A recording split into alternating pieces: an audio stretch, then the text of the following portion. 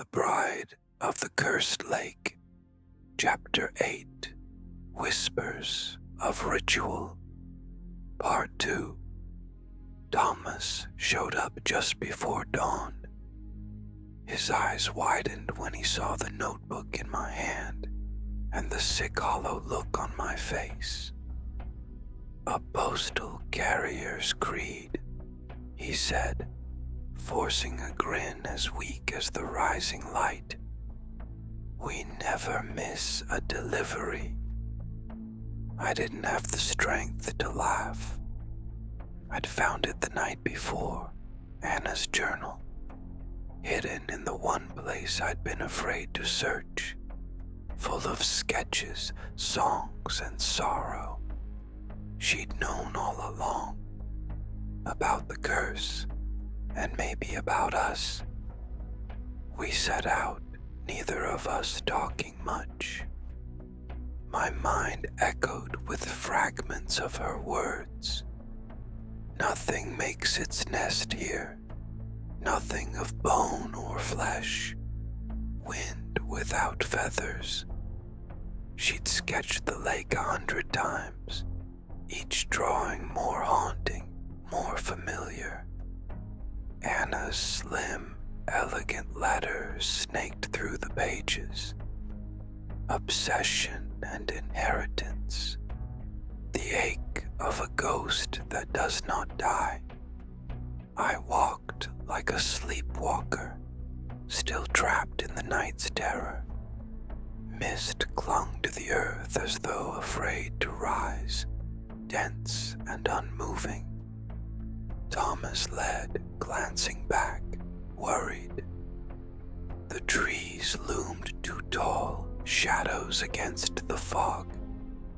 He took one step, then another, each less certain than the last. The paths twisted, shifted, until it felt like the forest itself was breathing. It mirrored my own sense of unraveling. "This quiet," I said finally. "You know it's a curse, don't you?" Thomas hesitated, almost missing his step. "Or a blessing," he replied. "Depends who you ask." I never should have let her choose, I muttered, more to myself than to him. I never should have come here. "Where else would you have gone?" He asked an honest question, as though he couldn't imagine there'd ever been another choice. I had no answer. Why this place? Why here, of all places, when there were easier ways to mend what had broken between us? At first, it hadn't seemed strange. Anna's insistence on the remoteness, the quiet. Now, with each step, I wondered if it had ever been about peace at all. The fog was too thick, the sun struggling to be seen. It felt like the night would never end, like time itself had knotted around me. "We might be walking forever," I said, more accusation than fear.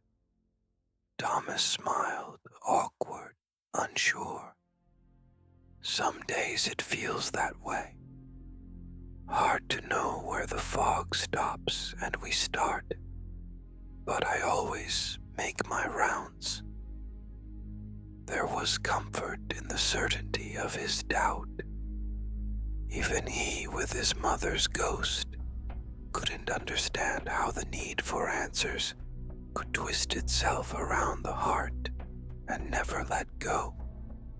I carried Anna's notebook tighter than I should, reading between the lines and finding no comfort there. "We won't get lost?" I asked, doubting everything, especially myself. He hesitated, then spoke with less confidence than I'd hoped for. "We might take a wrong turn but we'll find our way. I always do. Thomas picked his way through the woods, checking landmarks only he seemed to recognize.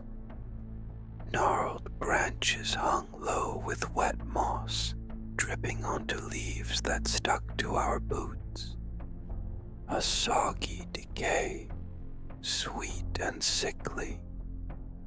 I kept my eyes on the ground, on the path, on anything but the questions circling like vultures. Anna must have known about the village's history. The notebook was proof. This had been in her blood, her mind, long before we arrived. I hated the thought, hated how it tasted like betrayal. She was a historian, right? Thomas asked, breaking the silence. Folklore, I said. The word felt bitter in my mouth. Old grief dressed up as stories. And you think she went looking for it? He pressed. All this. He gestured at the forest, the emptiness. I think, I said, trying not to sound as raw as I felt. She found what she wanted. Thomas looked at me with something like pity. I'm sure she'll... I cut him off before he could finish. Don't, I said, harsher than I'd meant. Don't say what you don't know. He fell quiet, and the forest closed in again. I could see the way he struggled with his own ghosts, his need to help clashing with the fear of what he might find or not find.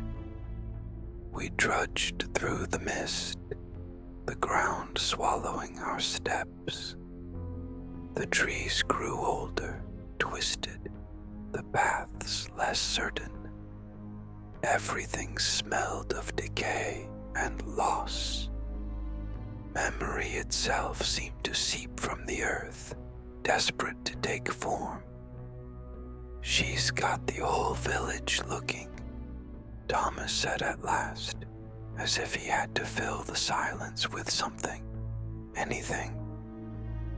Everyone's worried. I let the words pass like wind through feathers. Are you? He laughed nervously. Maybe a little, maybe more than a little. You could leave, I said, not sure if I meant him or myself.